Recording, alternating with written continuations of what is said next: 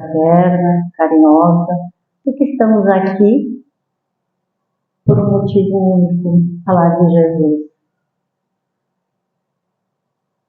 Abraço a todos, mas abraço carinhosamente nossos queridos idosos do lar, que tantas vezes estamos juntos há tantos anos e servem de um incentivo que nos desafia a estarmos aqui juntos. Agradeço a irmã Fátima também. Já harmonizados que estamos, por esse dia especial, é um dia lindo, não importa como a natureza se encontre lá fora. O que nós falaremos hoje é um tema do Evangelho, sempre é um tema do Evangelho.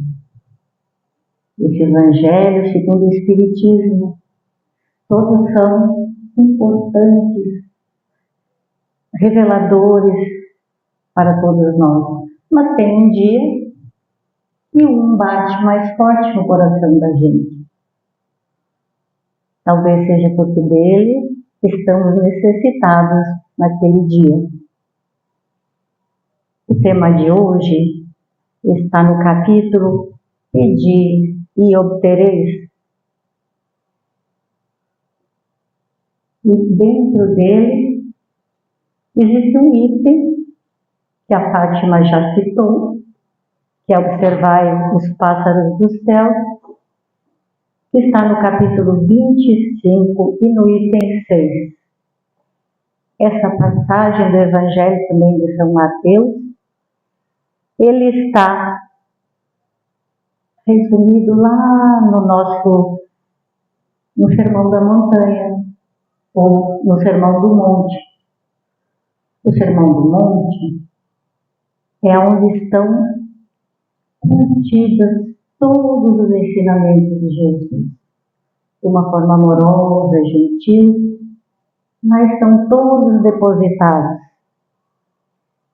onde nós vamos buscar as fontes de que precisamos para a nossa evolução. Está exatamente a essência dos ensinamentos de Jesus. E o que ele pede para nós, na nossa caminhada, para nós atingirmos o reino dos céus. É o recado divino que Jesus nos traz. Mas o Sermão do Monte é como farol para os navegantes, aqueles navegantes noturnos que na escuridão do mar revolto, eles olham e observam e se guiam por ali para chegar no rumo certo. O Sermão do Monte, para nós, é aquele que ilumina a nossa caminhada espiritual, para que nós possamos chegar lá perto de Deus, junto de Deus, através dos ensinamentos de Jesus.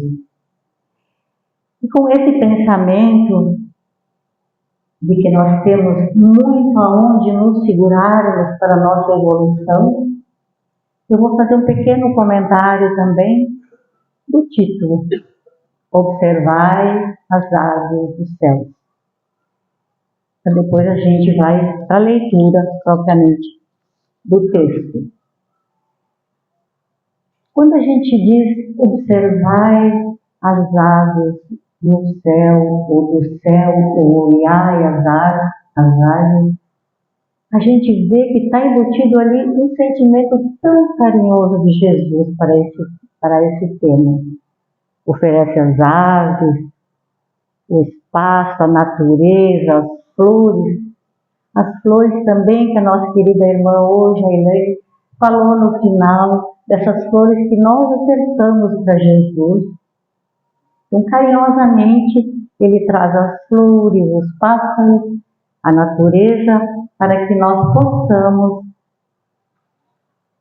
ludicamente nos sintonizarmos com a mensagem.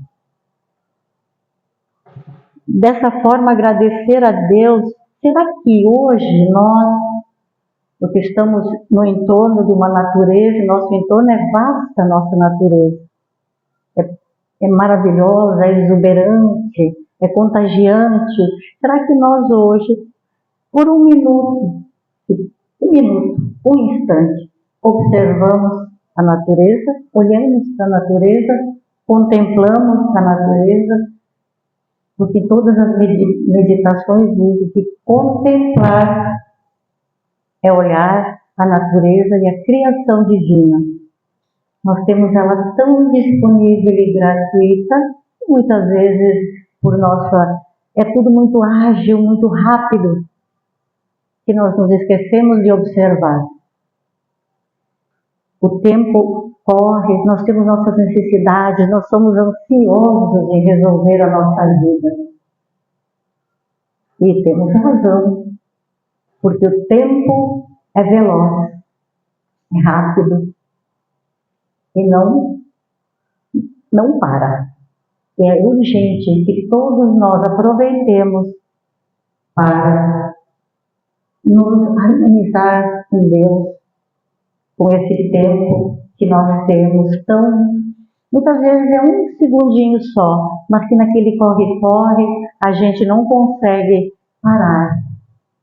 Uma criança, mostrar para eles a criação de Deus que está gratuita para nós. Então, que nós possamos, num ou outro momento, contemplar essa natureza. Eu vou ler o tema, porque a gente precisa ser fiel ao texto. Então, eu vou ler rapidamente, depois, durante o tempo, sempre vai entrar mais um pouquinho de parte do Evangelho. Não acumuleis tesouros na terra, onde a ferrugem e os vermes os devoram. Os ladrões os desenterram e roubam, mas formai os tesouros nos céus, onde nem a ferrugem nem os vermes os devoram. Porquanto, aonde está o seu tesouro, lá também estará seu coração. Essa frase faz parte, então, de uma primeira parte. Eis porque vos digo,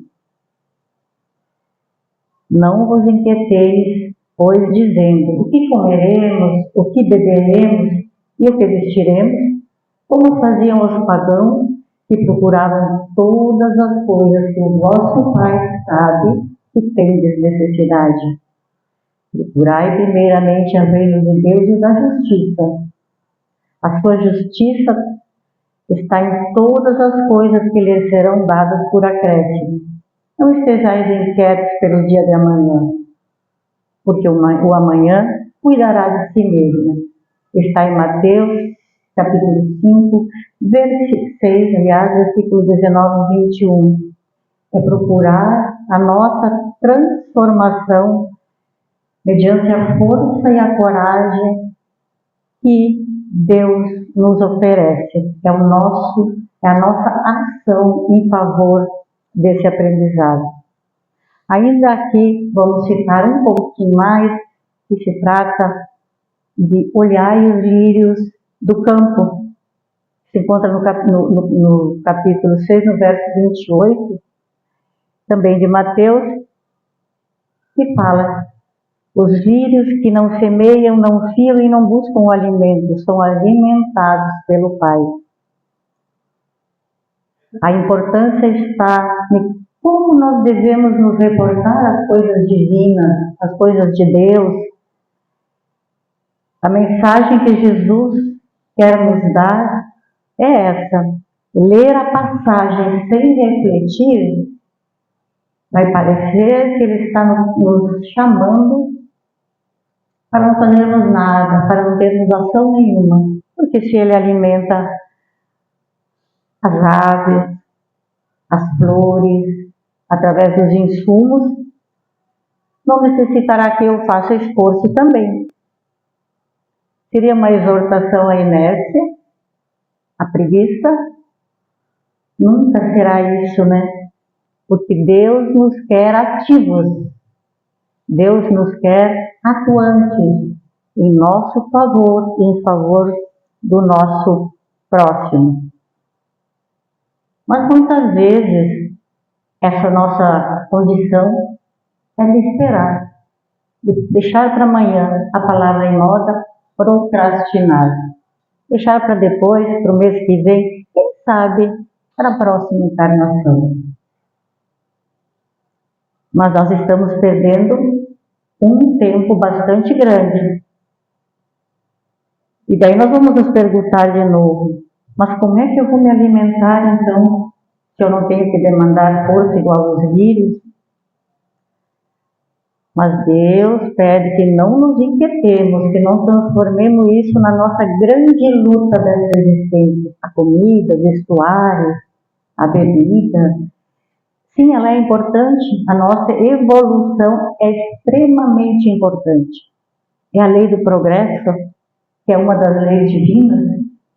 Então eu tenho que explorar o meu progresso.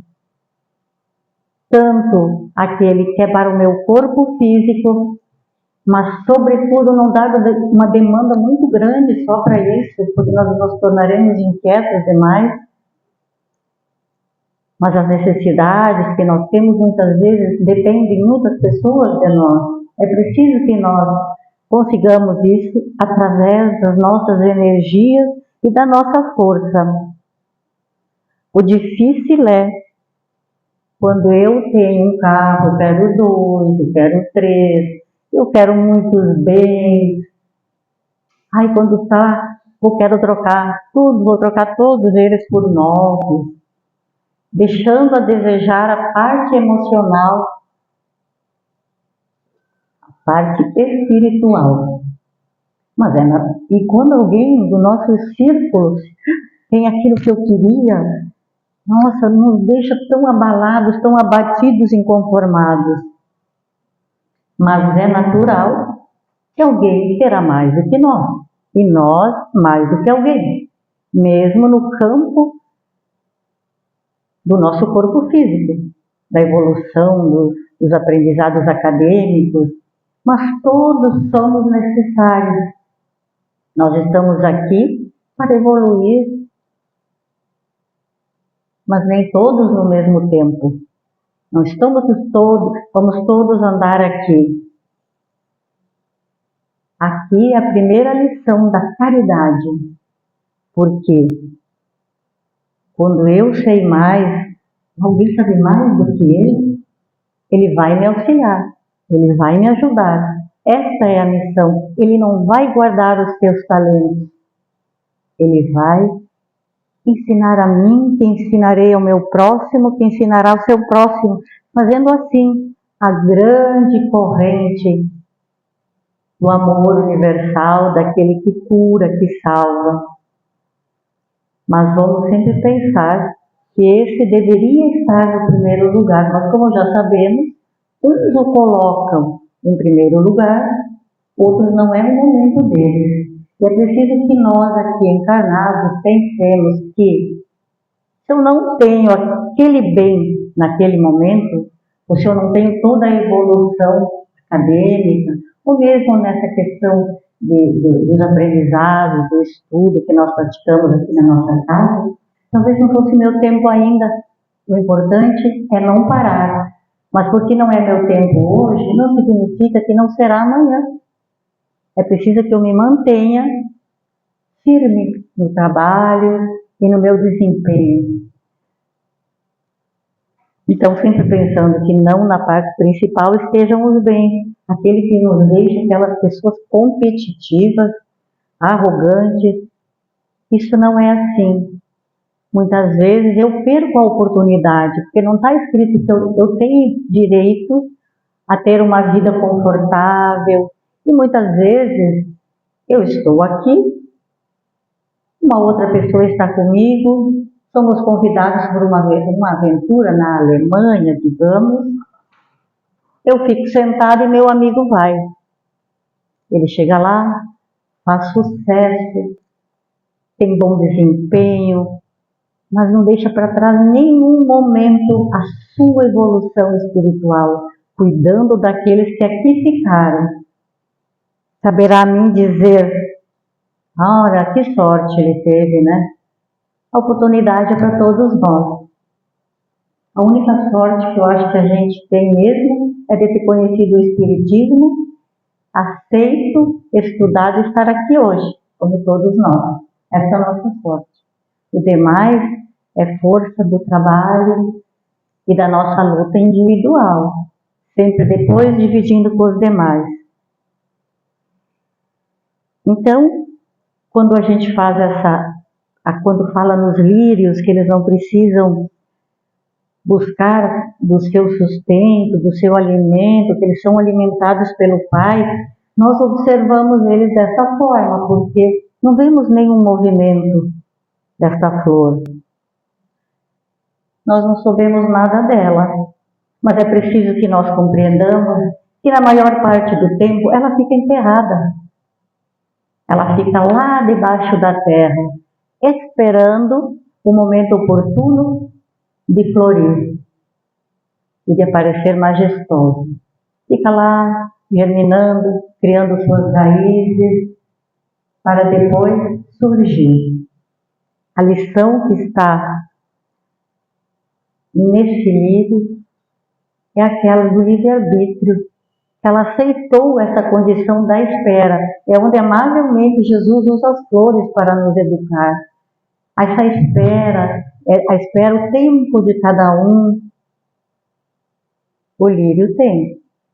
Não tem outro jeito, ele vai ter que ter. Mas nós olhamos simplesmente como alguém que é alimentado pelo Pai, não tem demanda nenhuma. Mas a demanda está nos educando, né? Espiritualmente, mostrando que é o tempo de cada um, o tempo da espera, que é esse que vai fazer a diferença para todos nós. E como a gente aprende, o lírio está feliz em ser lírio. Ele não almeja ser uma rosa. Nós, muitas vezes, não estamos satisfeitos com o que somos, ou com o que temos. Ai, gostaria tanto de ter o que o meu amigo lá tem, que a minha amiga tem, como ela é, gosto mais do jeito dela. Mas eu não vivo os embates diários daquela pessoa. E diz, olha o filho daquela mulher, como é maravilhoso. Mas eu não sei, talvez ela não se queixe tanto quanto eu. Então, mas ela tem as suas demandas, ela tem o seu momento evolutivo também. E também não é só de glórias, né? Todos nós, ninguém está completamente realizado. Talvez ela pense que a nossa vida seja melhor que a dela. E dessa forma, então, a frase que sempre nos impacta é: vamos florir onde Jesus ou Deus nos plantou. E agora, vamos lembrar do nosso título lá, que nós explicamos da natureza, que é observar os pássaros do céu. Quando a gente fala, agora eu vou trazer uma fala que é muito comum da nossa facilitadora de tantos anos, a Elaine, que ela nos fala sempre, vamos ver o espírito da letra. Não fiquemos só na letra, olhemos com profundidade. Porque quando nós falamos, em muitas edições do Evangelho, no meu, casualmente que é de anos, diz observai. Muitos dizem olhai. É tudo a mesma coisa, só a edição é que muda. Mas se eu disser assim, olhemos esse Evangelho, é aquele olhar simples do diário, olhei, né?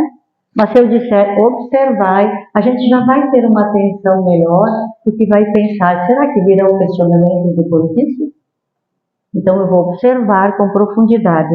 E quando a gente fala observai as aves do céu, o que nos vem à mente?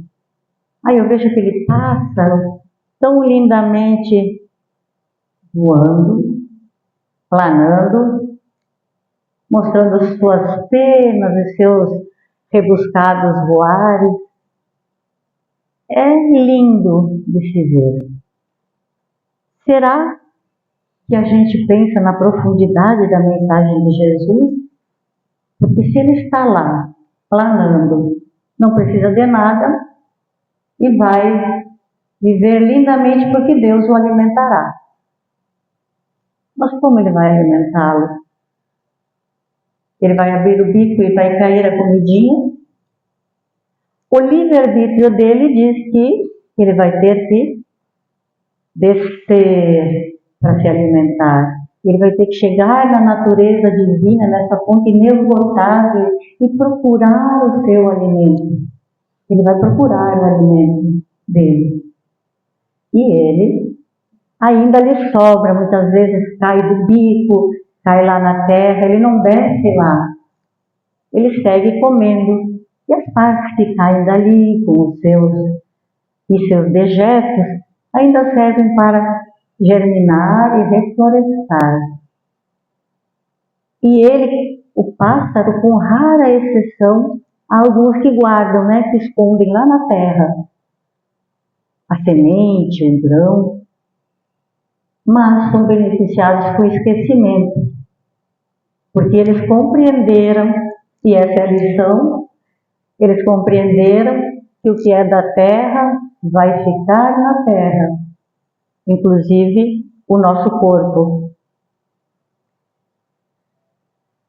Então, como ele deixa as sementes ali, essa é a lição que ele nos traz, que ele tem que, embora nós tenhamos tanto gratuitamente, não chegará a nós se nós não buscarmos.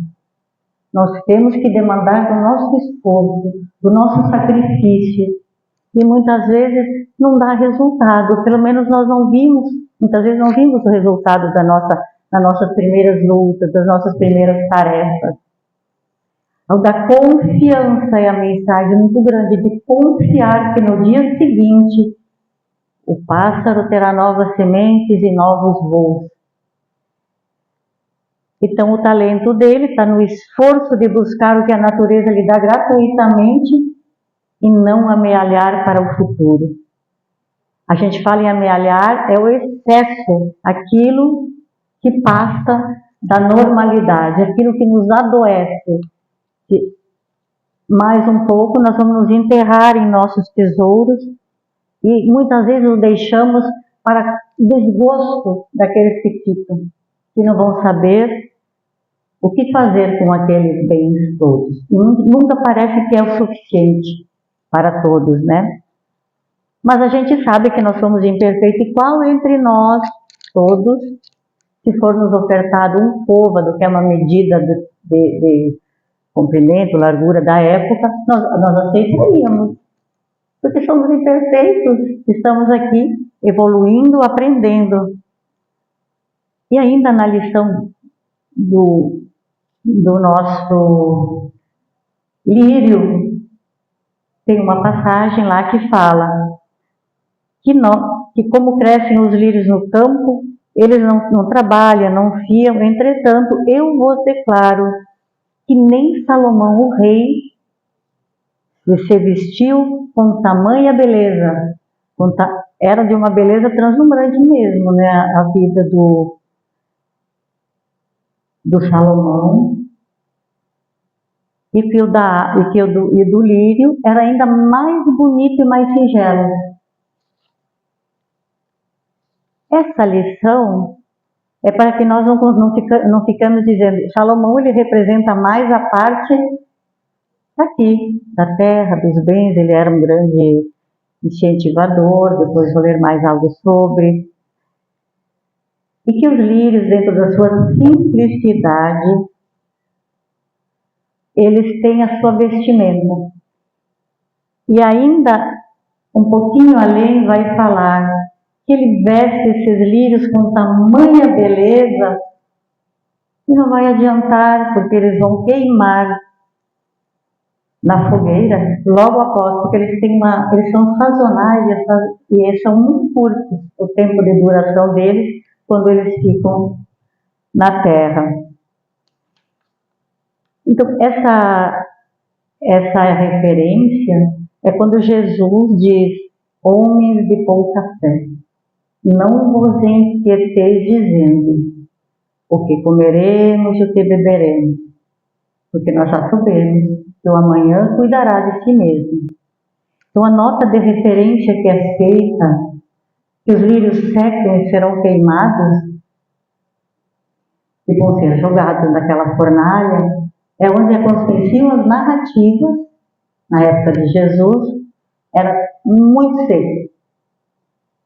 Não tinha muita madeira, era árido, e as lírios, que eram abundantes, porque são plantas que têm resistência, eram utilizadas para acender o fogo. Então, por isso criou-se essa lenda, essa fala, essa narrativa. Então, essa é a nota de referência do fato. E, então, diz ainda como fazem os pagãos, que ficam constantemente perguntando o que comeremos, o que beberemos, o que vestiremos. Mas é porque eles não tinham conhecimento, já se diz pagãos, né? Então, refletir, Jesus quer que nós reflitamos qual é verdadeiramente o que Jesus quer nos ensinar. Ele vai querer mostrar que Deus é misericordioso. Ele usa da misericórdia para conosco, constantemente. Mas ainda assim, nós temos um tempo bastante grande para nos melhorarmos e mergulhar no finito amor de Jesus. Uma ação dessa leitura, uma reflexão a que Jesus está nos trazendo, é um conceito que o Consolador prometido nos traz, Kardec nos traz. É sobre a providência divina. A gente sabe que a providência divina nada mais é do que a solicitude de Deus para as suas criaturas, que somos todos nós. Porque Deus está sempre conosco. Ele tudo vê, Ele tudo sabe, Ele tudo preside. Mesmo as criaturas mais pequenas, mais íntimas, Ele sabe que elas estão ali, que elas vão precisar do seu olhar. Nós perguntamos, então, vamos fazer a pergunta para nós mesmos, se nós acreditamos na providência divina, que está ali a nosso alcance. Nós acreditamos na providência divina?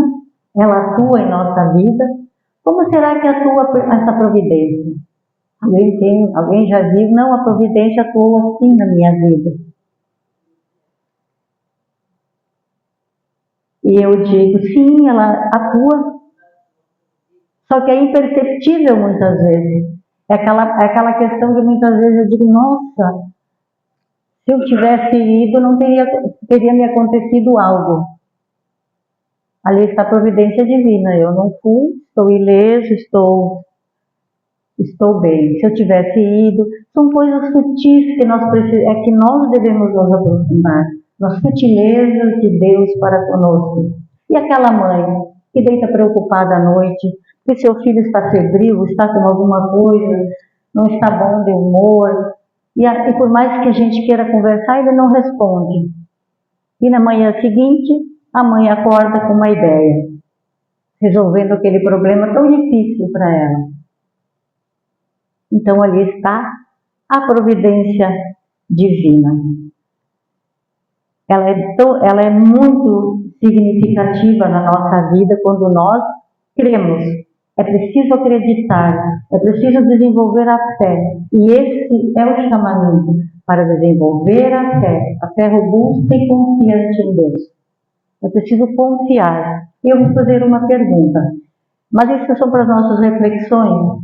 Será que hoje, já aqui na casa de Erasto, acolhendo uns aos outros, estudando, aprendendo, eu entregaria o meu carro para Deus dirigir? Se nós entregássemos para Deus, nós ficaríamos parados. Mas nós podemos nos preparar, confiantes, com fé, fazendo o meu melhor para esse carro físico chegar lá onde eu quero. Mas aqui nós estamos falando desse carro, o carro da nossa vida.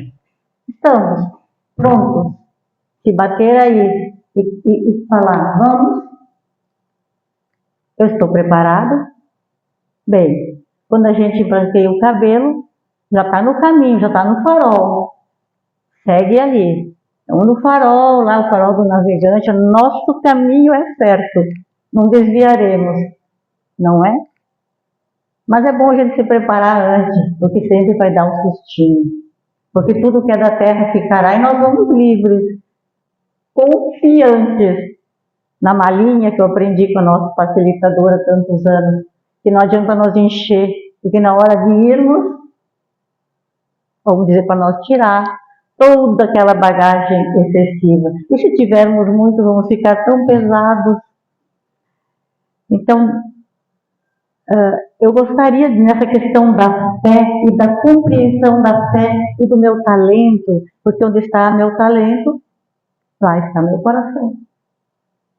Eu dou muito valor para terras, joias, luxos, ou para viver confortável, eu tenho. Se eu batalho, se eu luto, eu preciso de conforto. Mas eu não posso fazer do conforto a explorar o outro, a me enaltecer. É aquilo que eu tenho de necessário, que a minha humildade vai me garantir. Essa questão assim da doutrina que nos faz lembrar que Deus é a inteligência suprema, é a causa primária, que Ele tudo sabe. E ninguém é maior do que Ele. É um aspecto tão filosófico, matemático a gente diria, né? Mas não podemos esquecer nunca do Pai amoroso, gentil e cuidador de todos nós que Ele é. Quem é melhor do que Deus, que nós não ouvemos, não podemos nos abrir o coração? Nós sabemos que Ele vai nos ver, mas nós podemos abrir o coração, que é muito mais fácil do que abrir o coração olhando para a pessoa. Então, nesse aspecto do amor do Pai, eu vou citar só um pedacinho do filho pródigo, muito rapidamente, para ver o que é um pai amoroso e gentil, aquele que nós temos que ser e que nós temos Deus e não, muitas vezes não aproveitamos. Esse filho pródigo era ele, o irmão mais velho e o pai. Viviam confortavelmente aquela zona de conforto, uma família bem sucedida, bem abastada, mas também bem espiritualizada pela parte do pai. O filho menor, querendo viver a vida mesmo, a vida física, pede sua parte de herança e diz: papai, quero aproveitar minha vida. O pai o liberta mesmo em detrimento do sofrimento do outro filho. Vai, meu filho. Porque o pai, amoroso e gentil, entendeu que pela zona de conforto e pelo amor, seu filho não melhoraria. Então que fosse, porque ele sabia que a dor estava aguardando ele, que é assim que nós evoluímos também. O filho mais moço se diverte, vai, faz tudo o que tem que fazer para bem da felicidade do corpo físico, acaba com tudo, acabam os amigos e ele cai naquela vala profunda do sofrimento escuro. E muito deprimido, muito triste, muito abatido, com todas as forças zeradas, ele lembra do pai. Manda notícias e pede para voltar.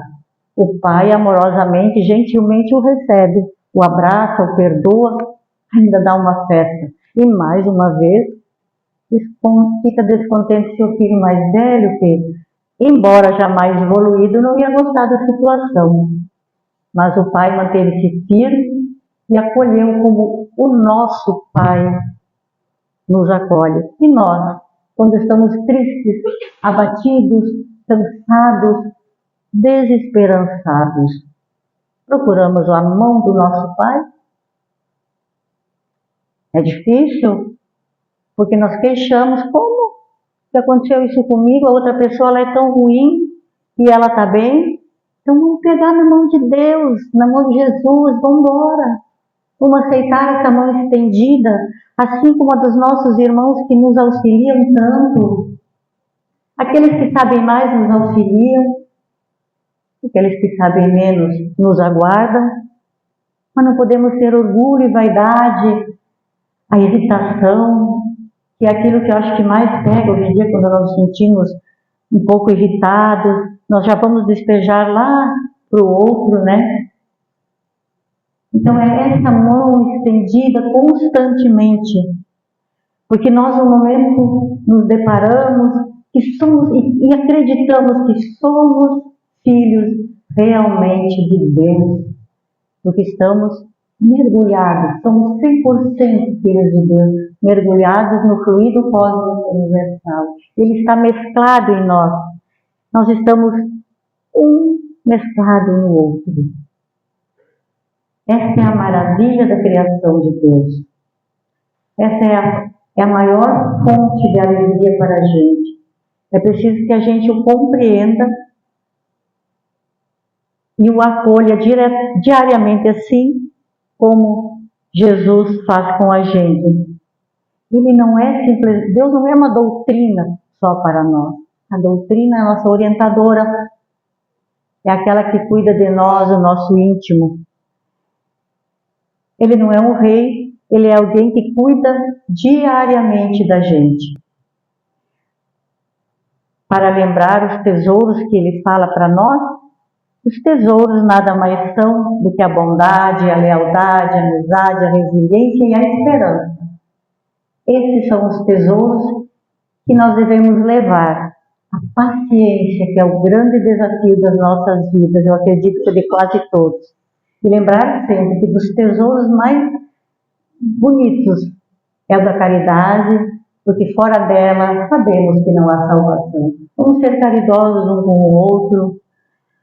E a doutrina espírita nos favorece, porque ela nos acalenta através do Evangelho e a compreensão do livre-arbítrio que nós buscamos nas flores, nas aves, na natureza como todos. E também o desprendimento material, crer na divina providência. Esse é o nosso chamado a sermos simples e gratos a Deus o tempo todo. Essa é a missão que nós temos que levar adiante e replicar para quem quer que nós possamos. Vamos lembrar que no Evangelho de Mateus, capítulo 11, versículo 28 a 30, ele vai nos dizer: vinde a mim, vós que estáis fatigados, eu vos aliviarei. Lembremos sempre, quando estamos fatigados e tristes, vamos nos aliviar no ombro amigo do nosso querido Jesus, através dele, do nosso querido Pai. E ainda, nós podemos falar sobre no nosso mar revolto, o mar da nossa vida, que muitas vezes parece que o barco virou e nós estamos à deriva, com nossos pensamentos desesperançados. Mas aqui, Jesus nos quer sorrindo, Jesus nos quer cantando, ajudando uns aos outros, sermos caridosos, ajudar a trabalhar nas casas de apoio. Mas vamos lembrar que se num dia desses, desesperançados, o nosso barco estiver à deriva, lembrem-se que nós escolhemos esse barco e nós temos o farol da iluminação, mas sobretudo, lembremos que Jesus está no leme, que é Ele que está nos dirigindo. A fé e a confiança têm que florescer. Vamos estar sempre juntos, uns dos outros, nos auxiliando nessa caminhada espiritual, porque Deus quer a nossa transformação através do nosso sacrifício e a nossa transformação moral, a transformação espiritual. Com Jesus no leme, será fácil chegarmos lá. Eu agradeço a todos que estiveram aqui nesta tarde e que a paz de Cristo de Deus nos acompanhe hoje e sempre, e que tenhamos um lindo final da tarde. Que assim seja.